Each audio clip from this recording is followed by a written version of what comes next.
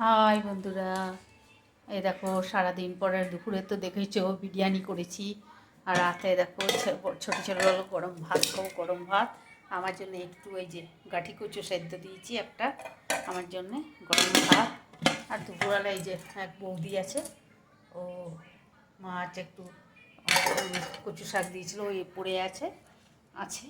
আর এ দেখো হাজব্যান্ডের জন্য রুটি, আর ওর জন্য দুধ দুধ গরম করবো। এই দেখো হাজব্যান্ডের জন্য রুটি করেছি। এই দেখো ও তো দুধ রুটি খায়, রাতে একটু পোস্ত খাবে। এই দেখো এই যে দুধটা গরম বসিয়ে দিই। এই দুধ গরম করছি, ও রুটি আর এই করেছি। এই দেখো রাতে গরম গরম আলু পোস্ত।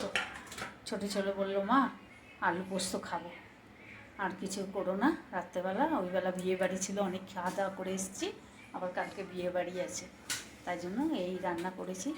তোমরা কে কী রান্না করলে, কে কী খাচ্ছ আমাকে কমেন্ট করে জানাবে। আর সবাই ভালো থাকবে, সুস্থ থাকবে, আর আমার চ্যানেলটা ভালো করে পুরোটা দেখবে। সবাই প্রচুর প্রচুর লাইক শেয়ার কমেন্ট করো বন্ধুরা।